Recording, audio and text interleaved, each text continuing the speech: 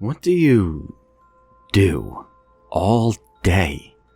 The tabby looked up at me with one curious eye, the other being like a polished jewel.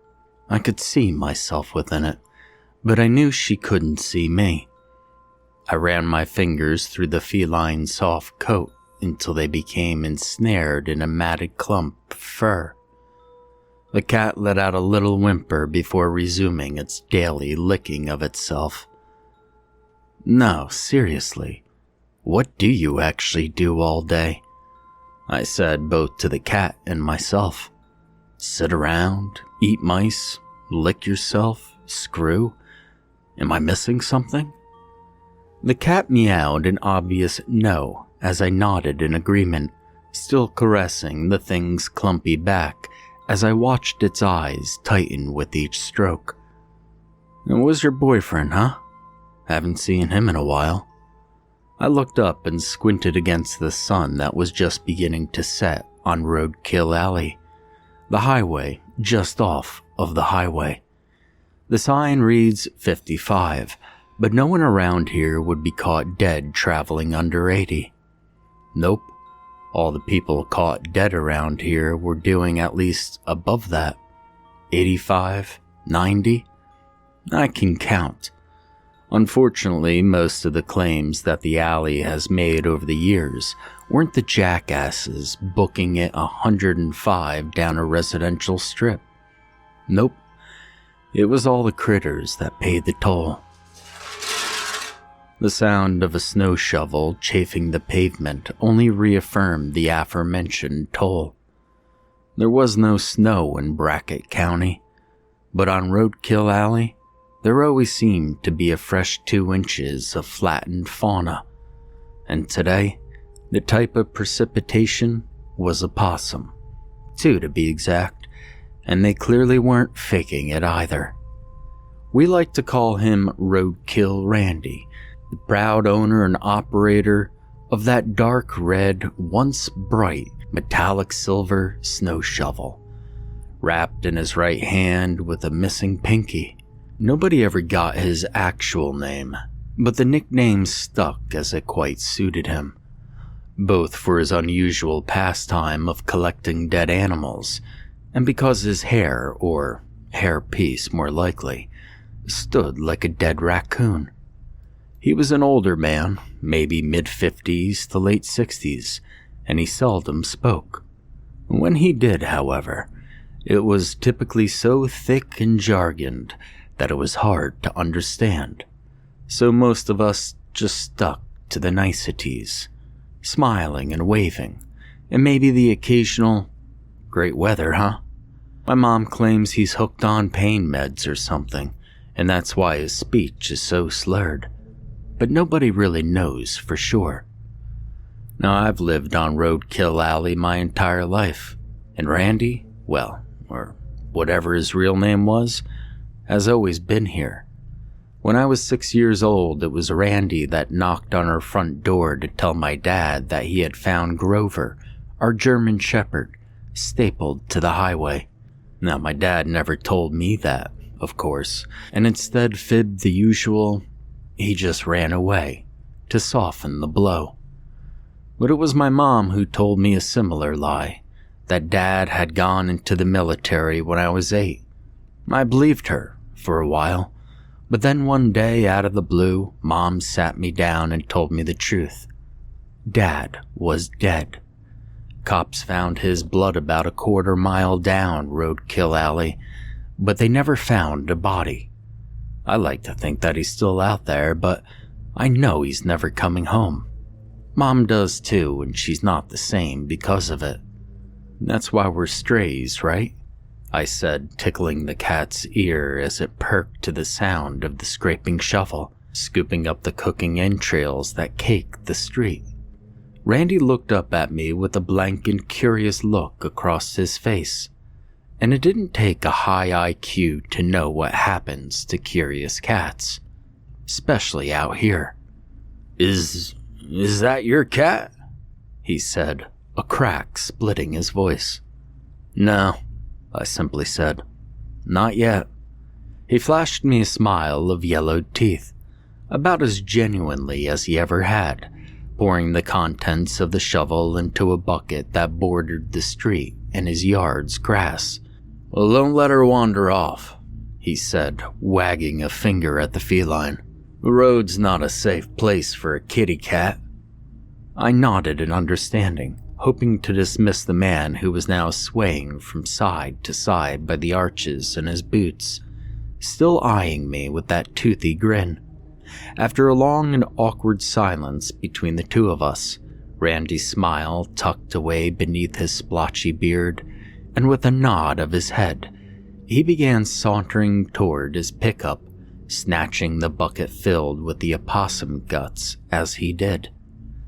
A flick of his wrist later, and the engine rumbled to a start, flashing a set of faded headlights against his garage door and throughout his darkened house.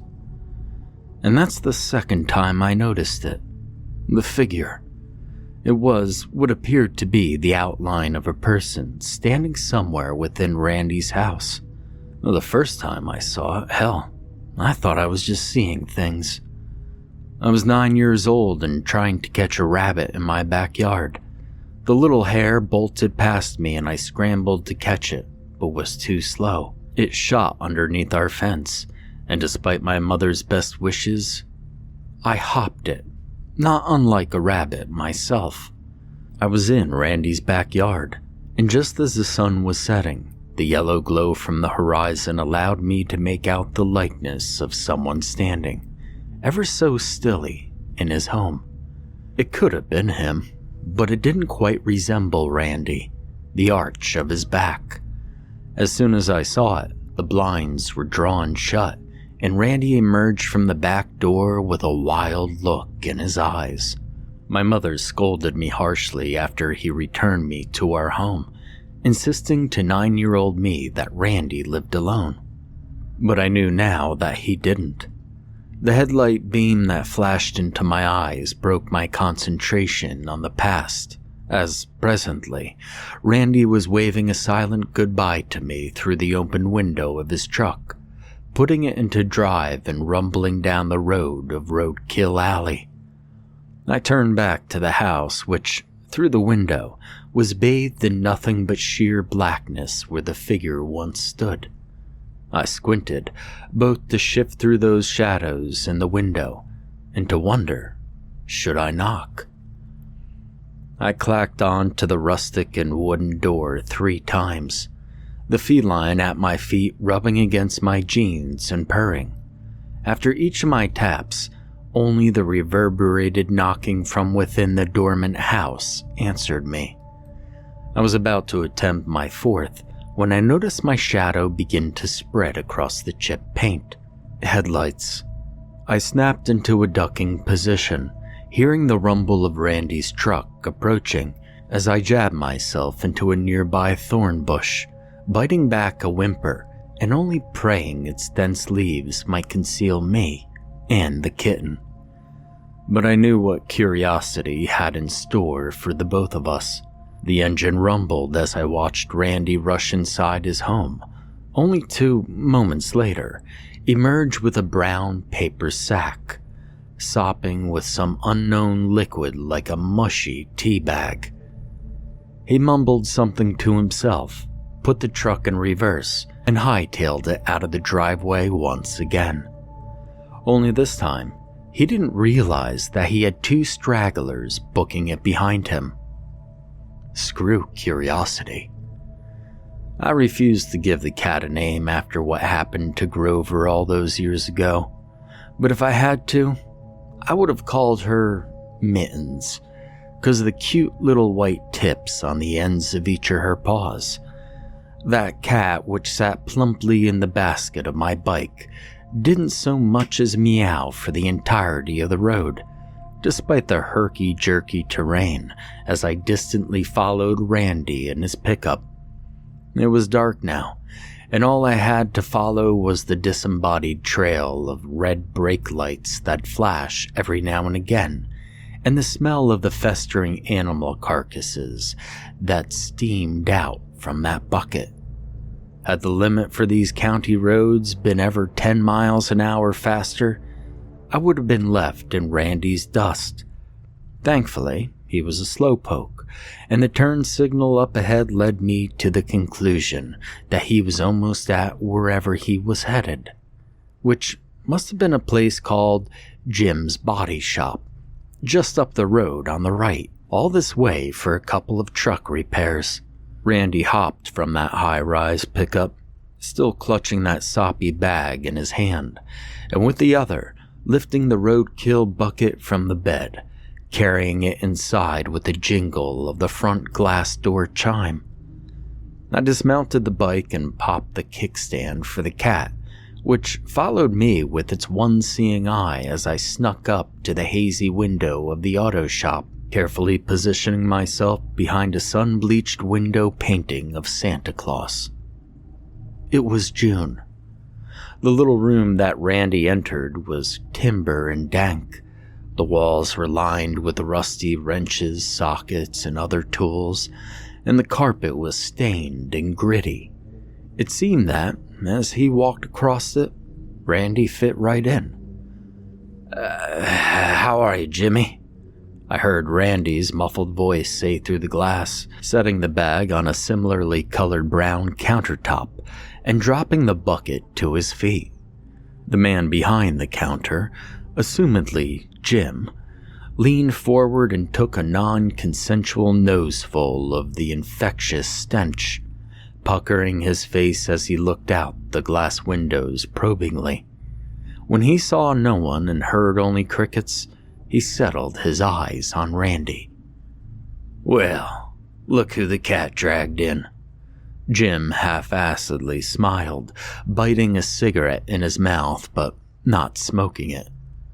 "Well, it's been a while, Arthur. How are things?" Arthur. Randy's real name was Arthur. Randy still suited him better. "Fine," Randy smiled. "Well, I got more shit for you." "Yeah, I could smell it," Jim said, looking less amused by the second. Randy leaned down and lifted the metal bucket with his 4 fingers, tipping it against the counter in order to show him its contents.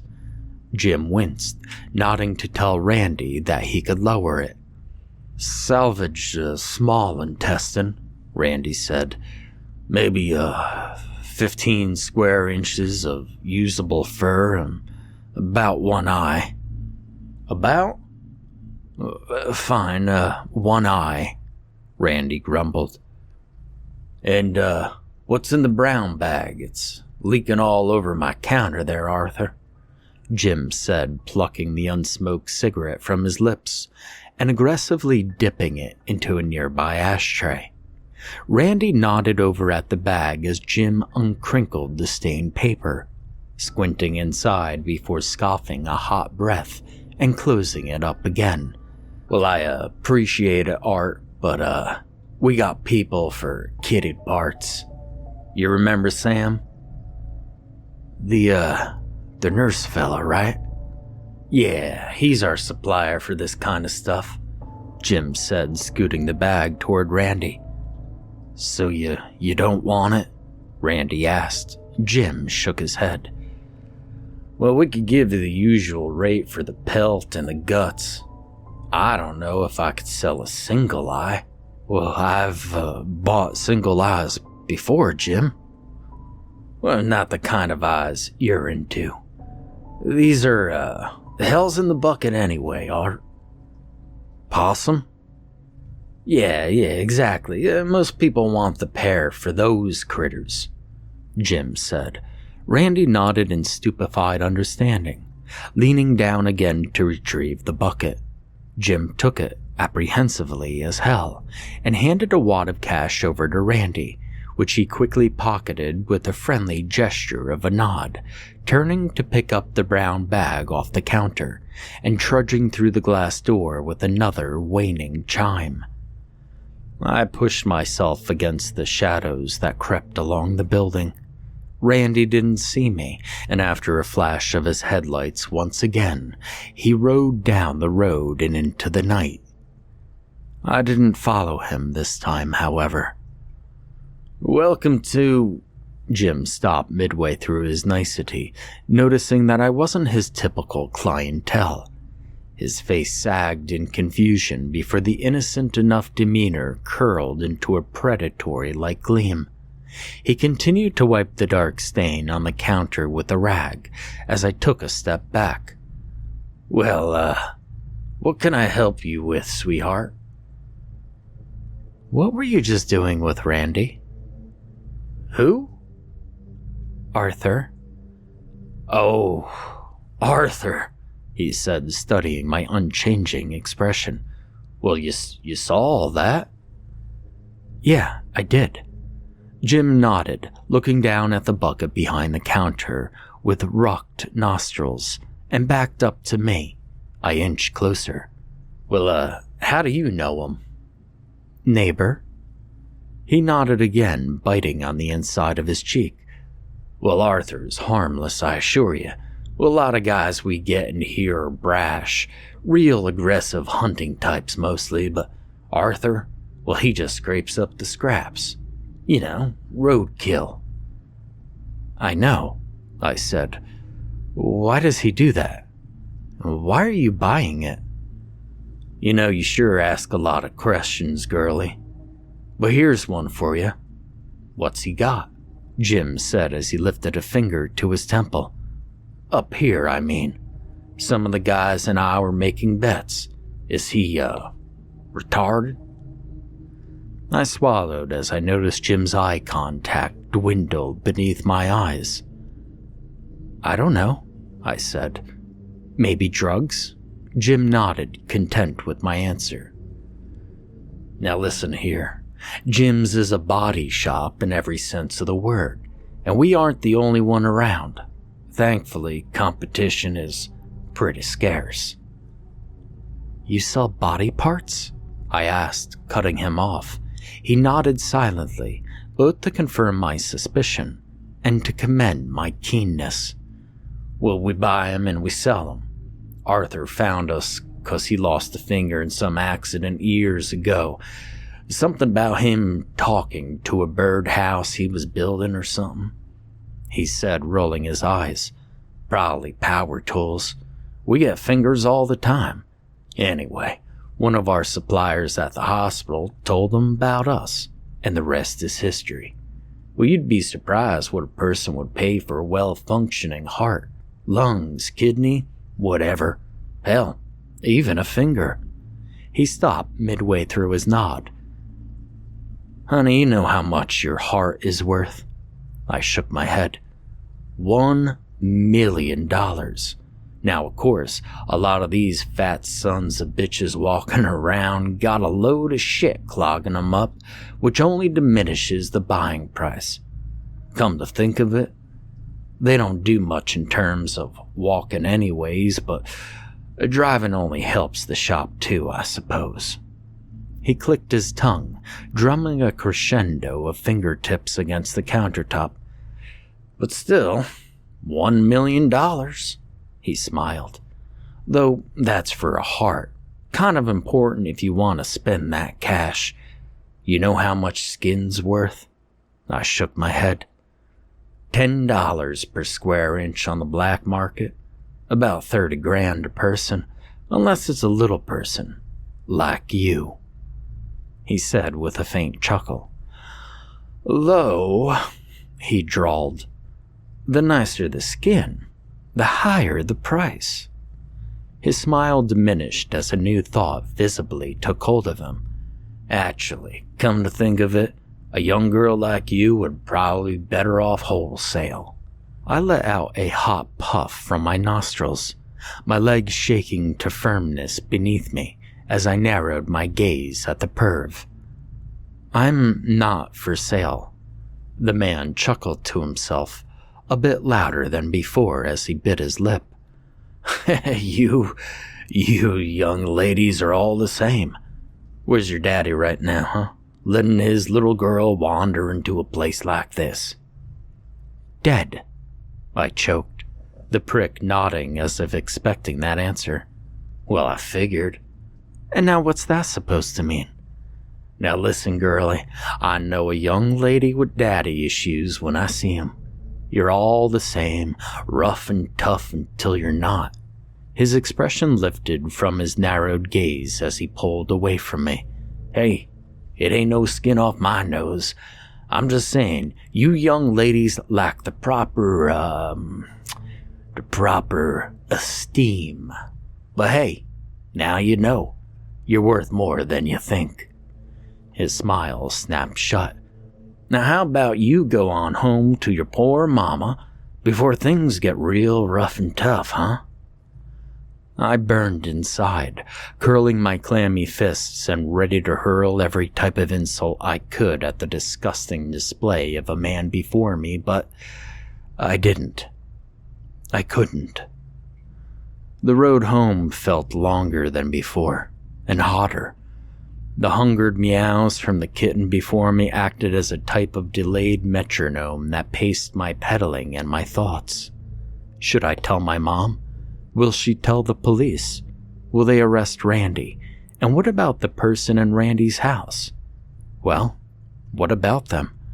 There were too many questions, and even more entered my mind as I reached Roadkill Alley and realized that Randy wasn't even home. His truck wasn't there. So this was my chance to answer some of those burning questions.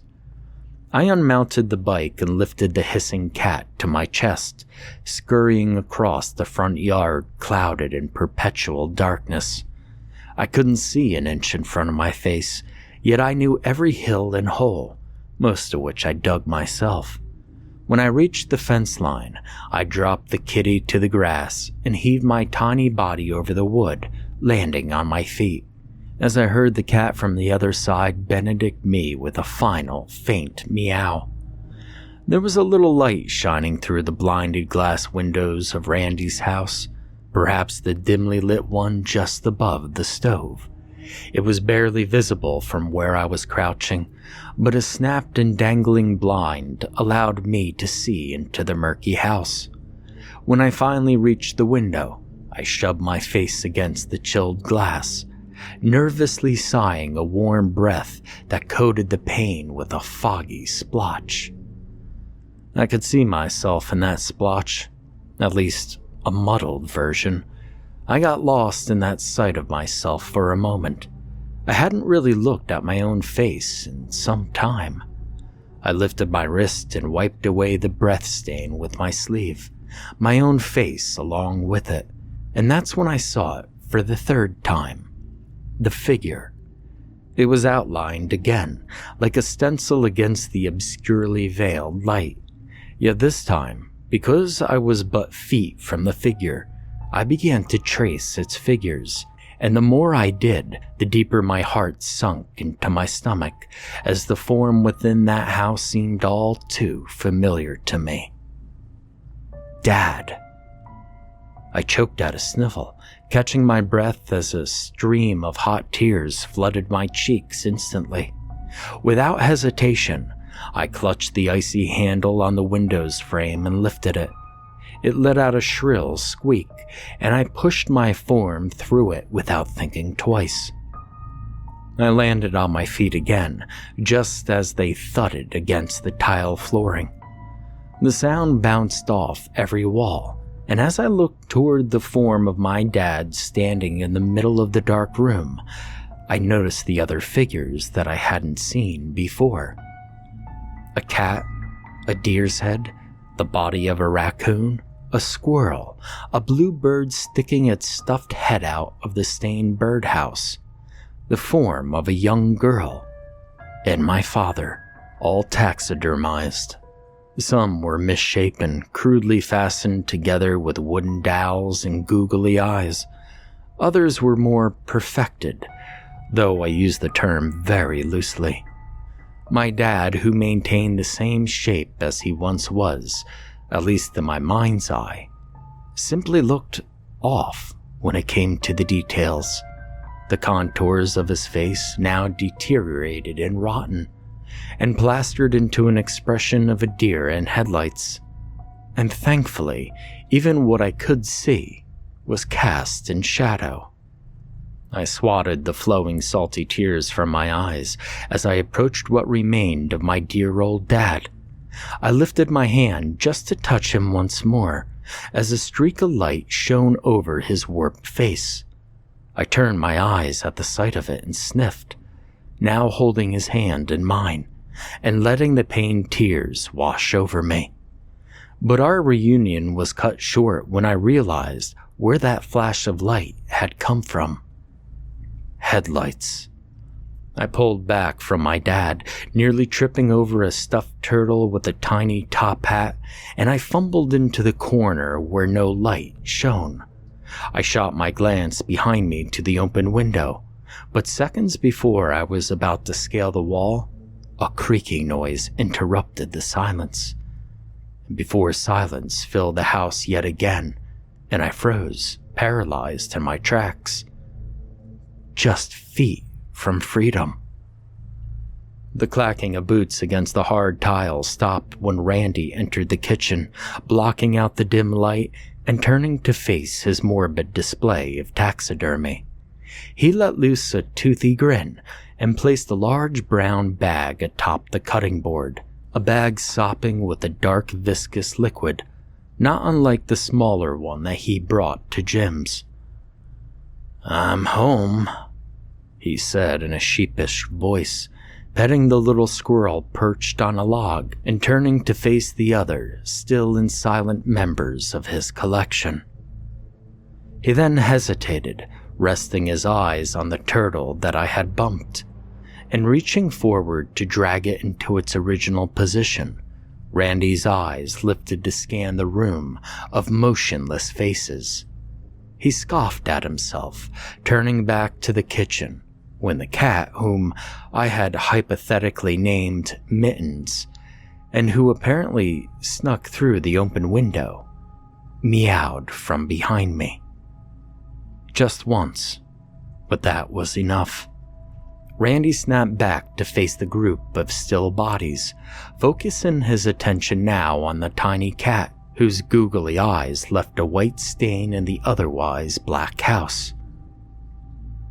Were you talking, Whiskey?"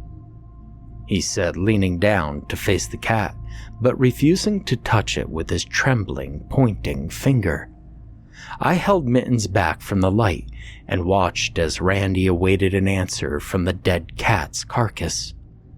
After an endless minute of silence between the two, he stood, scratched his head, and retreated to the kitchen once again, frequently looking over his shoulder at the cat.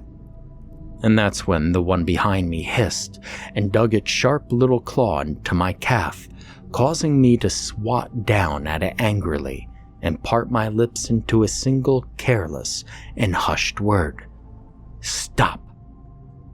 Randy's body jolted as if he heard a gunshot, only it was the timid voice of a young girl that had spooked him so badly. He locked eyes with the dead girl's stuffed corpse that stood in the dark room, and gasped in his typical clumsy cadence. "What? What'd you say?" I held my breath. I said, "What did you just say to me, damn it? What'd you say to me?" The lifeless girl just stared ahead with dead eyes. Randy knelt down before her, reaching her eye level. I scooted ever so silently against the wall, still covered in darkness, until I was just behind her bony body. Randy leaned toward the girl, trying to listen for something. Anything. And that's when I shoved her, the body of the girl cracking into Randy as he screeched, flailing backward and shuffling to his feet. He caught a jagged series of breaths as he bolted to the front door, unlatched it, and ran into the night in less than a heartbeat. And mine were rapid then. I shot up, grasping the girl's cold body before it could teeter and fall onto the floor. Her skin was taut and tight, and its leathery skin felt both disgusting and it saddened me. I then heard wailing outside as Randy ran through the front lawn, scared out of his wits as if he had just seen a ghost. I staggered over to the front door and poked my head out beyond the doorframe. Randy was booking it across the grass and asphalt toward the tree line on the other side. To my distant left then, I heard a shrill gasp. My mother. She was still wrapped in her pajamas and had opened the front door to our house, probably because of Randy's screams. But when she saw me, the pain in her eyes, even from 100 feet away, she knew that something was very wrong. It was. I had to tell her about Dad, and in the stir of the moment, I guess we both didn't notice the truck, nor hear its horn. That semi tore through Randy in less than a second, showering Roadkill Alley and $30,000 worth of mangled flesh. Not that he was worth that much. The truck squealed to a halt about a mile down the road. Whatever was left to Randy, probably somewhere between its fender and grill. My mother let out a horrid scream as she rushed toward me, her eyes filled with tears and questions, to which I had no answers, and despite seeing the outside of the semi, as well as Roadkill Alley coated in Randy's insides, I couldn't help but to ask one more question to myself. How much could I get for all of that?